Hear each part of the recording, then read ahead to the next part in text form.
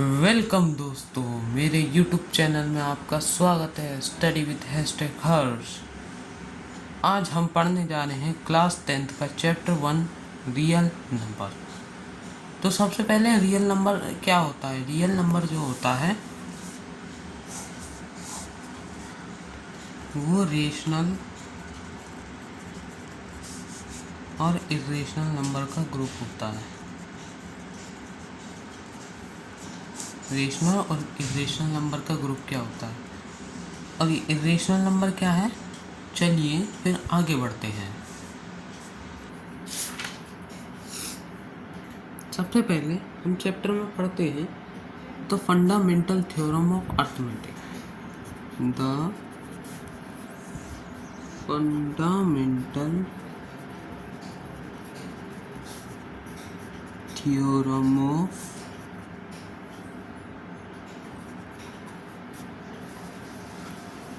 Arithmetic.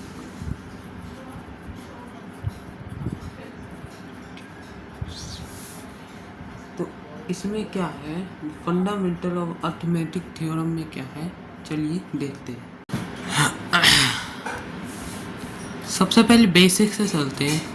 आपको पता ही होगा प्राइम नंबर और कंपोजिट नंबर क्या होते हैं। नहीं पता तो बता देते हैं। प्राइम नंबर वो नंबर होते हैं जो खुद से और एक वन से ही डिवाइड होते हैं। जैसे कि 19 ये 1 से डिवाइड होता है और ये खुद से डिवाइड होता है। मतलब number can be divided by itself and 1, it's called prime number. और इसके दो ही फैक्टर होते हैं, दो से ज़्यादा फैक्टर नहीं होते। प्राइम के एक फैक्टर नहीं होता, उसके दो फैक्टर होते हैं। ठीक है। ऐसे कंपोजिट नंबर को क्या कहते हैं, दैट हैव 2 और मोर देन फैक्टर। जैसे कि हम मान लेते हैं 38, तो यहाँ पे 2 × 19 × 1, तो इसके 3 फैक्टर्स हैं कंपोजिट नंबर के। तो इसमें हमने प्राइम नंबर और कंपोजिट नंबर क्यों पढ़ा।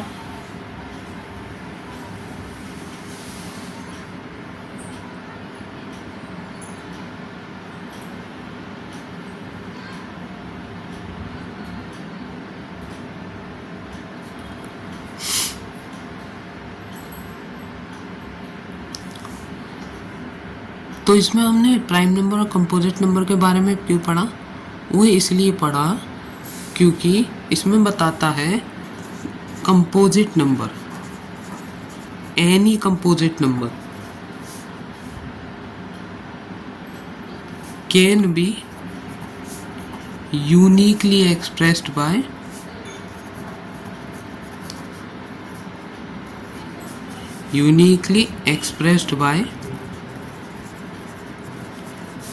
Prime number, product of prime number. अब इसमें क्या कह रहा है, कंपोजिट नंबर इसमें क्या कह रहा है, कंपोजिट नंबर इस can be uniquely expressed by product of prime number. इसका मतलब क्या हुआ, जो कंपोजिट नंबर होता है वो प्रोडक्ट ऑफ प्राइम नंबर होता है। यूनिक मतलब हर वक्त यूनिक भी हो सकता है। कंपोजिट नंबर जो होता है वो प्रोडक्ट ऑफ प्राइम नंबर होता है जो यूनिकली एक्सप्रेस्ड होते हैं। जैसे कि ये देखो, ये product of prime number, every composite number है the product of prime number that uniquely expressed. Its fundamental arithmetic theorem बस यही कहती है कि जो कंपोजिट नंबर होता है वो प्राइम नंबर के प्रोडक्ट से यूनिकली एक्सप्रेस्ड होता है। इसका मतलब होता है the fundamental theorem of arithmetic.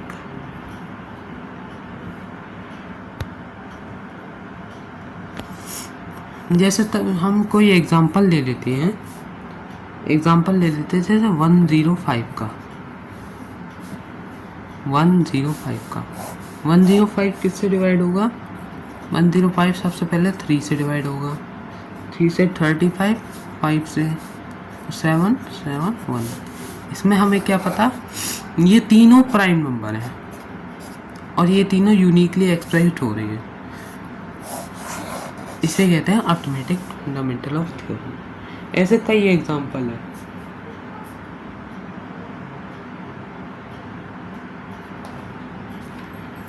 और इससे रिलेटेड सबसे मोस्ट क्वेश्चन जो आता है, सबसे ज़्यादातर क्वेश्चन जो आता है वो आता है प्रूव डेट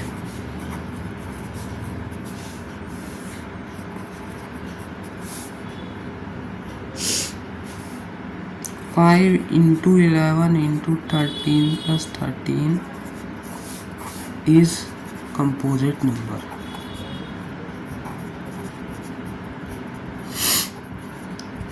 हमें ये प्रूव करना है कि ये कंपोजिट नंबर है, पर यहाँ पे तो 3 प्रोडक्ट है, पर यहाँ पे प्लस भी आ गया है।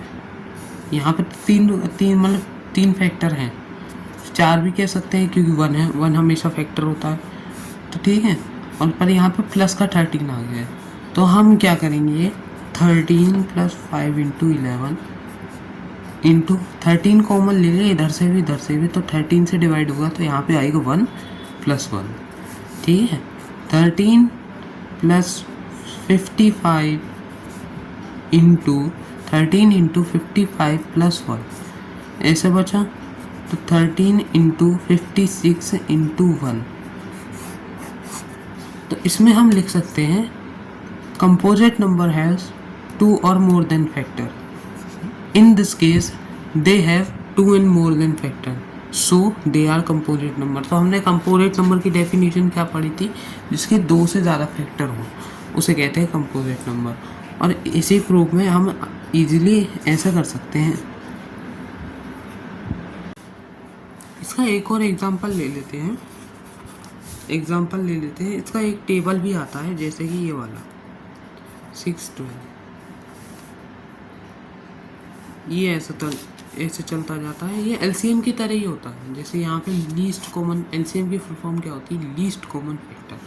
एलसीएम के बाद में पढ़ेंगे, पहले इसके फैक्टर्स देख लेते हैं। फैक्टर्स होते हैं 612, ठीक है, 2। आप इसमें रफ वर्क में करके देख सकते हैं। तो ये हो गया 306, 2 153, 3 51, 3 17 17। तो हमने इसके प्राइम फैक्टर ले लिए, तो यहाँ पे आ गया 306, यहाँ पे आ गया फैक्टर 2। फिर यहाँ आगे बढ़ा, यहाँ पे आ गया 153, यहाँ पे आ गया फैक्टर 2। फिर यहाँ आगे बढ़ा, यहाँ आ गया 51, यहाँ पे आ गया फैक्टर 3। ये एलसीएम की तरह ही होता है, पर इसमें ऐसे ज़्यादातर क्वेश्चन आते हैं, जैसे कि यहाँ पे जगह क्वेश्चन मार्क आ गया, और यहाँ जैसे कि यहाँ पे भी क्वेश्चन मार्क आ गया, तो आप इसकी हेल्प से 300 इंटू 6 करके ये वाला आंसर ला सकते हैं। अगर यहाँ पे क्वेश्चन मार्क आ गया तो आप इससे इसको डिवाइड करके यहाँ पे फैक्टर ला सकते हैं। तो ऐसे इस तरीके को क्वेश्चन आते हैं इसमें। और इस तरीके को क्वेश्चन और देखते हैं, मैं आपको और एग्जाम्पल देता हूँ कुछ ऐसे। जैसे कि यहाँ पे दे रखा है क्वेश्चन मार्क, यहाँ पे भी क्वेश्चन मार्क, यहाँ पे भी क्वेश्चन मार्क, हमें नंबर नहीं पता, तो हम नंबर कैसे पता लगाएं। तो यहाँ पे जो होता है, ये दोनों होते हैं, इसका इंटू ये होता है, इन दोनों नंबर का इंटू ये नंबर होता है, मतलब इसका डिवाइड ये वाला नंबर होगा, सिंपल। तो 219 डिवाइडेड बाई 3 कितना आ गया 73। ये नंबर हमें पता लग गया 73। अब ये तो सिंपल ही है, यहाँ पे इंटू कर दो, तो यहाँ पे 657, इधर आ गया 657। अब इसे इंटू कर दो, तो यहाँ पे आए 1314। कैसे हमने 2 मिनट में इजीली ऐसे निकाल लिया, तो ये इसे ऐसे अप्लाई कर सकते हैं इजीली। अब हम पढ़ने जाते हैं HCF और LCM के बारे में। HCF और LCM क्या होते हैं वो तो आपने छोटी क्लास में पढ़ाई होगा। HCF होता है हाईएस्ट कॉमन फैक्टर और LCM होता है लीस्ट कॉमन फैक्टर, पर हमें ये नहीं पता इनकी डेफिनेशन क्या होती है। क्या आप बता सकते हैं इसकी डेफिनेशन? इसकी डेफिनेशन होती है सबसे पहले HCF की, product of smallest power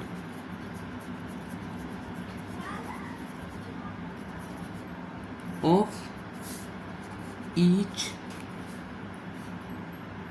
common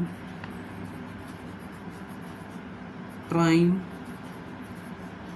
factor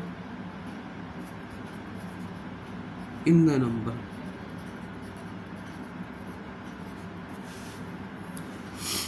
क्या आप समझे? ये तो पता था पहले हमें से, पर इसको डेफिनेशन लाइन में कैसे एक्सप्रेस करते हैं?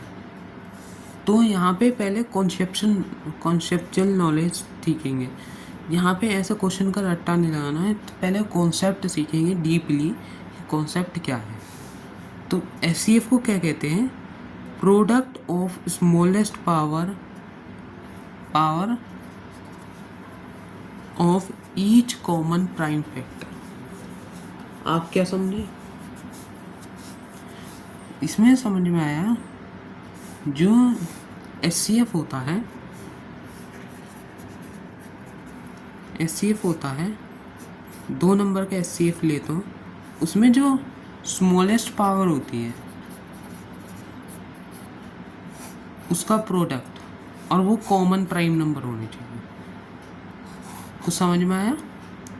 प्रोडक्ट ऑफ स्मॉलेस्ट पावर मतलब स्मॉलेस्ट पावर का प्रोडक्ट होना चाहिए और वो कॉमन प्राइम फैक्टर होना चाहिए। ठीक है, then number we can find the HCF. जैसे कि हम ले लेते हैं एग्जांपल 6 और 20 का। फाइंड द एचसीएफ ऑफ 6 और 20। तो 6 को कैसे एक्सप्रेस करते हैं? 2 की पावर इंटू 1 इंटू 3 की पावर 1, और 20 को 2 की पावर 2 इंटू 5 की पावर 1, ऐसे ही एक्सप्रेस करते हैं। तो इसमें सबसे स्मॉलेस्ट पावर कौन सी है? 2 की पावर 1। और कॉमन पावर कौन सी है? इसमें भी 2 की पावर 1 लेनी चाहिए। ठीक है, क्योंकि सबसे कम और कॉमन होनी चाहिए। कॉमन तो होनी चाहिए, यहाँ पे 2 कॉमन है, पर सबसे लीस्ट पावर की होनी चाहिए। तो यहाँ पे आ गया 2 की पावर 1, तो इनका एचसीएफ आ गया 2। सिंपल, ऐसे इजीली हम निकाल सकते हैं। जैसे एक और एग्जांपल ले लेते हैं 72 144। 72 और 144। तो 72 को हम कैसे एक्सप्रेस कर सकते हैं? 2 की पावर 3 इंटू 3 की पावर 2, मतलब 8 इंटू 9 72। 144 होता है 2 की पावर 4 इंटू 3 की पावर 2। अब यहाँ पे सबसे लीस्ट कॉमन फैक्टर कौन सा है? ये 2 की पावर 3 की पावर 2 और 3 की पावर 2, और ये सबसे मोस्ट है। तो सबसे लीस्ट हो जाएंगे 2 की पावर 3 इंटू 3 की पावर 2 इक्वल टू 72। 72 कैसे आया? क्योंकि 72 इंटू 2 144 होता है। सिंपल। अब आ जाते हैं, जैसे कि नंबर दे रखा है 25 और 36, इनमें से कोई भी पावर लीस्ट नहीं है, तो इनका एचसीएफ जो होगा ऑलवेज 1 होगा। जिनमें कोई भी पावर जो कॉमन नहीं है, कोई भी लीस्ट पावर कॉमन नहीं है, तो इनका एचसीएफ हमेशा 1 होगा। ठीक है, अब आ जाते हैं सकते हैं पी एंड क्यू आर को प्राइम, मतलब ये दोनों को प्राइम होने चाहिए, मतलब इन दोनों का अलग अलग प्राइम नंबर होना चाहिए। अगर नहीं होंगे तो ये कट जाएंगे, फिर ये 1 आ जाएगा, तो ये पी, तो क्यू नॉट इक्वल टू 0। बस इतना लिख देंगे। On squaring both side 3 is equal to p square upon q square. तो क्यू स्क्वायर इधर ले लिया, 3q square is equal to p square. तो यहाँ पे आ गया 3 is the factor of p square, so 3 is the factor of p। तो ये मतलब ये जो है 3 इंटू क्यू स्क्वायर, ये तो p स्क्वायर के फैक्टर है, तो p के भी फैक्टर हो सकते हैं आसानी से, p के भी फैक्टर हो जाएंगे। अब इसमें ले सकते हैं फॉर सम इंटीजर्स।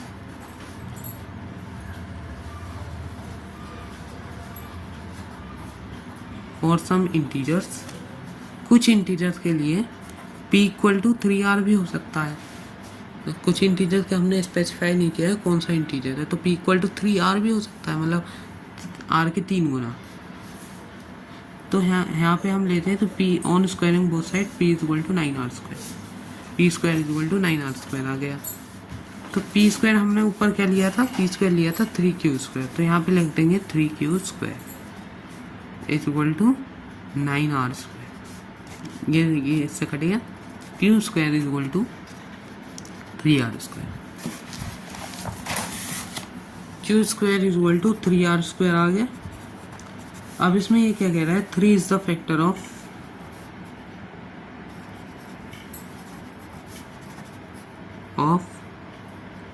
q, ये 3 is the factor of q, मतलब ये q का फैक्टर है। So 3 is the factor of q square है, मतलब q स्क्वायर है, तो ये 3 is the factor of q भी हो सकता है इजीली। ठीक है, जैसा कि हमने पिछली बार पढ़ा था, q भी हो सकता है। तो अब इसमें आ जाते हैं कंट्राडिक्शन सिचुएशन, कंट्राडिक्शन सेट।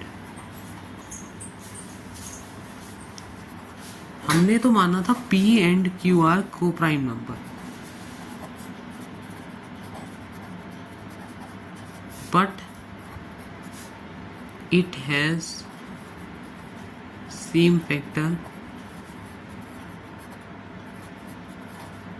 3, मतलब हमने माना था कि को प्राइम नंबर है, को प्राइम नंबर है, और इसमें तो दोनों फैक्टर 3 आ गए।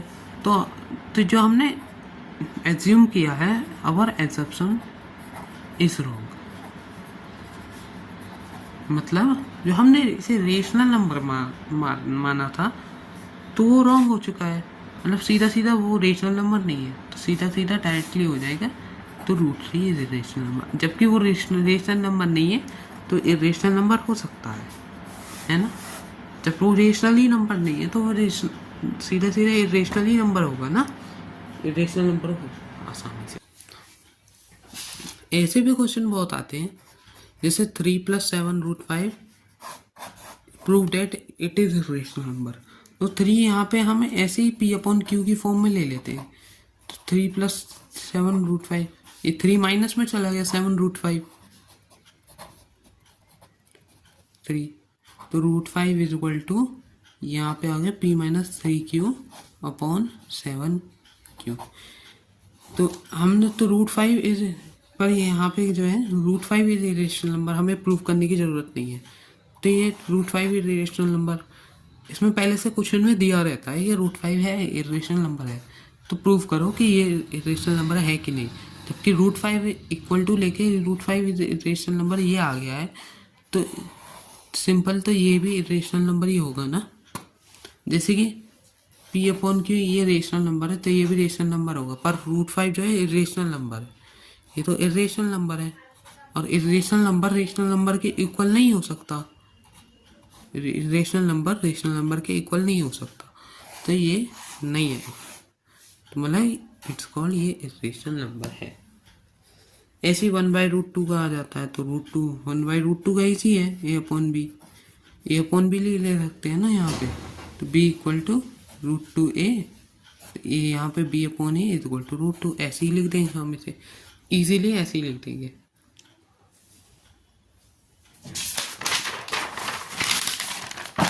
तो हमारा चैप्टर होता है रियल नंबर खत्म, real number and, chapter real number and. अब इसको हमने ख़त्म कर दिया है, तो आपका होमवर्क क्या है, एनसीईआरटी तो ज़रूर पढ़ें, एनसीईआरटी इम्पोर्टेंट, एनसीईआरटी का हर एक क्वेश्चन जो है वो इम्पोर्टेंट होता है। तो अब बाकी आपकी मर्जी, अगर आपके पास टाइम हो तो आप आरएस भी पढ़ सकते हैं, आरडी भी पढ़ सकते हैं, एनसीईआरटी से भी आसानी से हो सकता है। मैं तो बुक प्रेफरेंस नहीं कर रहा, मैं तो अपने नॉलेज में कह रहा हूँ कि एनसीईआरटी के इम्पोर्टेंट क्वेश्चन कर लेने चाहिए, बाकी एक्स्ट्रा भी करने चाहिए, आप कोई सी भी बुक से कर सकते हो। तो पर एनसीईआरटी जरूर पढ़नी चाहिए, क्योंकि एनसीईआरटी होती है बेसिक। तो इस एक्सरसाइज की बेसिक चीज़ तो हमने सबसे पहले बेसिक टू एडवांस जाते हैं, तो उसके लिए एनसीईआरटी करनी जरूरी है। बाकी पहले एनसीईआरटी करेंगे, क्योंकि एनसीईआरटी 90% चीज़ें कवर करवा देती है, बाकी एक्स्ट्रा बुक 10% चीज़ें कवर करवाती है। तो हमें जबकि 90% पहले कवर करनी चाहिए 10%, तो सबसे पहले तो हमें 90% कवर करनी चाहिए ना। तो सबसे पहले दूसरी बुक ना उठाए, पहले एनसीईआरटी कवर करें। जैसे चैप्टर 1 एनसीईआरटी से हो गया, तो बाकी 10% जो आपका रह गया है वो दूसरी बुक से करें, वो आपकी मर्जी है, ठीक है। तो चलिए चलते हैं, तब तक के लिए बाय बाय। चैप्टर का रिवीजन करते रहिए। Thank you. एलसीएम पे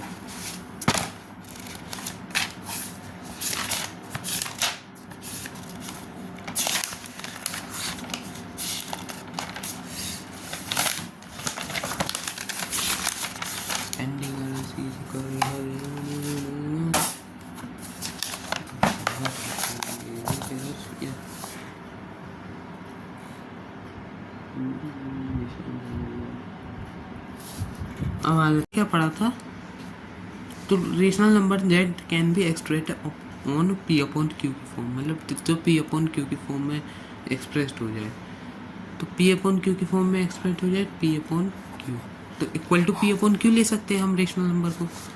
Q not equal to 0, p and q are integers, क्योंकि वो हम इरेशनल नंबर हो ही नहीं सकते, इन्हें इंटीजर ही लेना पड़ेगा, ठीक है, क्योंकि वो होते ही नहीं है, तो हमने ये ले लिया। फिर on squaring both side, squaring both side, तो ये आ गया 3, ये हो गया p upon square upon q square, q square 3q square is equal to p square, ये आ गया। अब इसको कह सकते हैं 3 is the factor of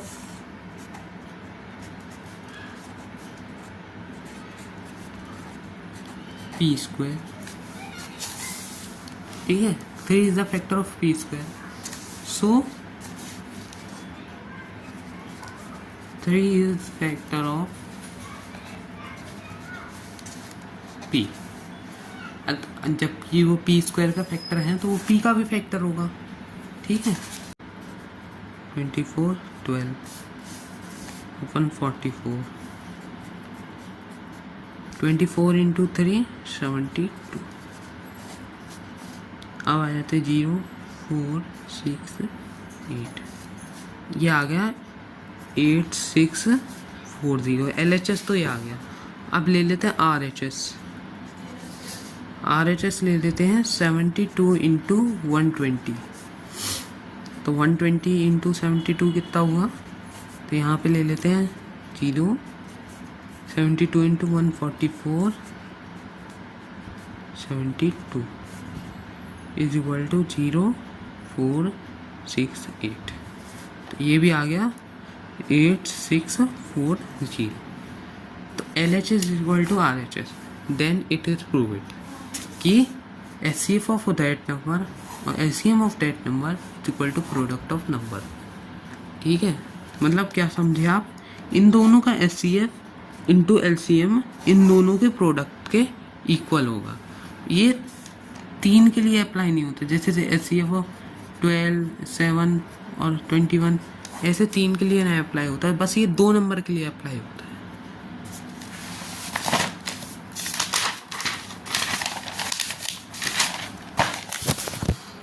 Chandigarh चीज करे हरियाणा यारी,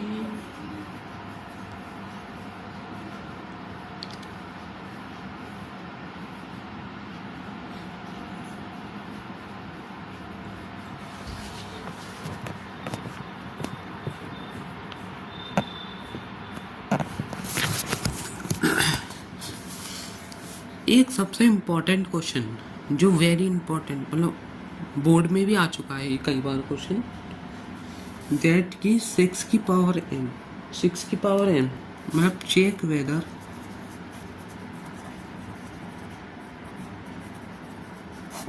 check whether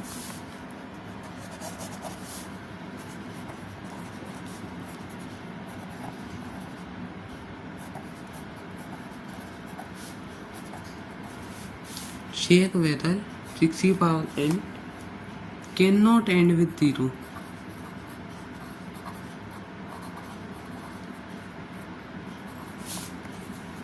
इसका मतलब क्या समझे आप? जो 6 की पावर n है, ये इसका नंबर जो है 0 से एंड नहीं होगा, मतलब 0 से प्रॉपर नंबर 0 नहीं, जैसे 700, मतलब ये वाला एंड जो है ये 0 से एंड, मतलब ये नंबर 0 नहीं होगा, ये कहना चाहते। तो 6 की पावर n जो है ये 0 क्यों नहीं होगा, तो हम देख लेते हैं। तो इसके लिए स्टेटमेंट देखते हैं। 6 की power n can not and with 0, ये तो हमने बता दिया, पर क्यों? बिकॉज 6 की पावर n हैज फैक्टर 2 की पावर n इंटू 3 की पावर। कैसे लिख सकते हैं? जैसे कि 6 की पावर n को लिख सकते हैं हम 2 की पावर इंटू 3 की पावर का होल n, तो 2 की पावर n इंटू 3 की पावर n, ठीक है। है तो फैक्टर 2 की पावर n एंड 3 की पावर n, ठीक है। But the number and with 0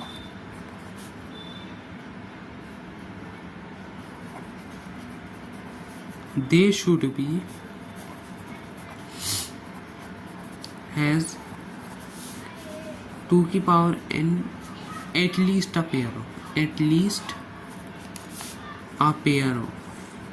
में होना चाहिए ऑफ 2 की पावर n इंटू 5 की पावर n, मतलब 2 की पावर n इंटू 5 की पावर 2 एंड विथ 0।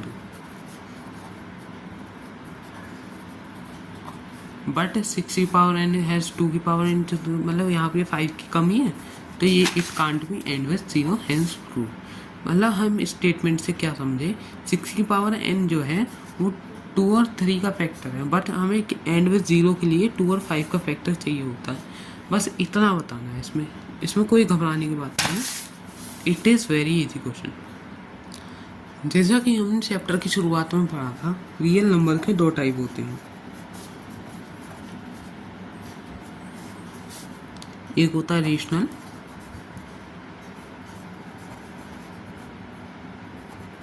एक होता है इर्रेशनल। अब इरेशनल नंबर क्या होते हैं, सबसे पहले पढ़ लेते हैं रेशनल नंबर क्या होते हैं। रेशनल नंबर आपने पिछली क्लास में पढ़ा था, that can be express on p upon q की फॉर्म में, क्यू नॉट इक्वल टू 0, जो पी अपॉन क्यू की फॉर्म में आ सके और क्यू नॉट इक्वल टू 0, क्योंकि नॉट डिफाइन हो जाएगा नंबर। इरेशनल नंबर ये होता है that can not be express in P upon q की, मतलब ये इन नंबर में एक्सप्रेस्ड नहीं हो सकते, ठीक है। इन नंबर में एक्सप्रेस्ड नहीं हो सकते। अब आ जाते हैं इरेशनल नंबर। हमने पढ़ लिया क्या होता है इरेशनल नंबर।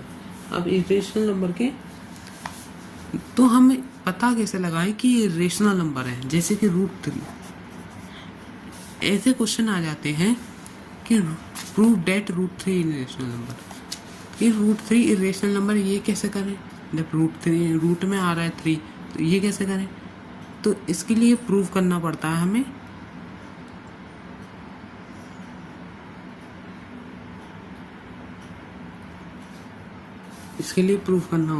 इसका पूरा प्रोसेस होता है।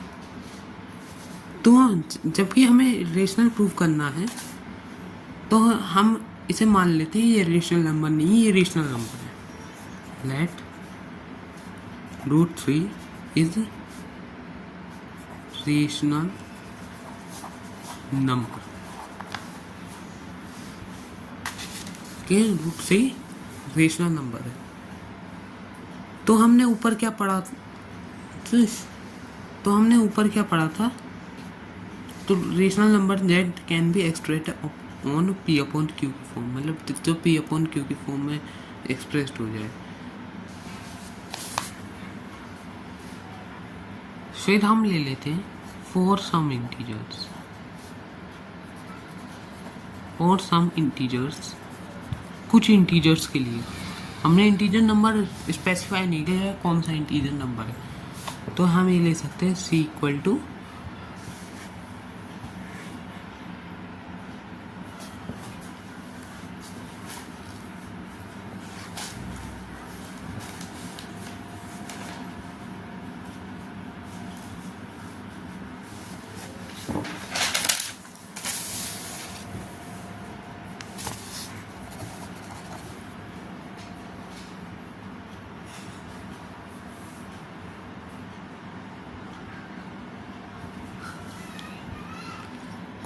कुछ इंटीजर्स के लिए हमें पता नहीं है, हमने स्पेसिफाई नहीं किया है कि क्या कौन सा इंटीजर।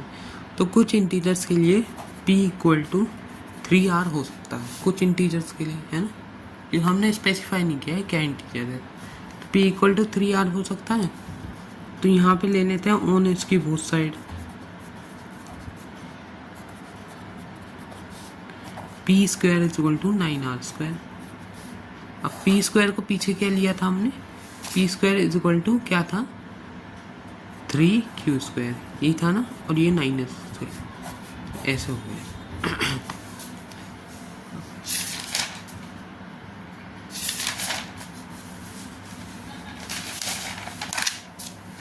दोबारा प्रूव करना पड़ेगा यार। तो हम लेट कर सकते हैं √3 इज रेशनल नंबर, तो उन्हें p अपॉन q की फॉर्म में लिख सकते हैं। p एंड q आर को प्राइम, मतलब ये दोनों को प्राइम होने चाहिए, मतलब इन दोनों का अलग अलग प्राइम नंबर होना चाहिए। अगर नहीं होंगे तो ये कट जाएंगे, फिर ये 1 आ जाएगा, तो ये p तो q नॉट इक्वल टू 0, बस इतना लिख देंगे। On squaring both side 3 is equal to p square upon q square, तो q स्क्वायर इधर ले लिया, 3q square is equal to p square, तो यहाँ पे आ गया 3 is the factor of p square, so 3 is the factor of p। तो ये मतलब ये जो है 3 इंटू क्यू स्क्वायर, ये तो p स्क्वायर के फैक्टर है, तो p के भी फैक्टर हो सकते हैं आसानी से, p के भी फैक्टर हो जाएंगे। अब इसमें ले सकते हैं फॉर सम इंटीजर्स,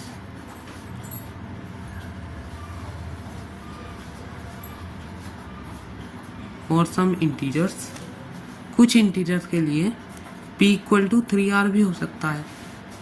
कुछ इंटीजर के हमने स्पेसिफाई नहीं किया है कौन सा इंटीजर है, तो p इक्वल टू 3r भी हो सकता है, मतलब r के 3 गुना। तो यहाँ पे हम लेते हैं, तो p on squaring both side p is equal to 9r square, p square is equal to 9r square आ गया। तो p स्क्वायर हमने ऊपर क्या लिया था, p स्क्वायर लिया था 3q स्क्वायर, तो यहाँ पे लिख देंगे 3q square is equal to 9r square, ये इससे कटेगा, q square is equal to 3r square, q square is equal to 3r square आ गया। अब इसमें ये क्या कह रहा है, 3 इज द फैक्टर ऑफ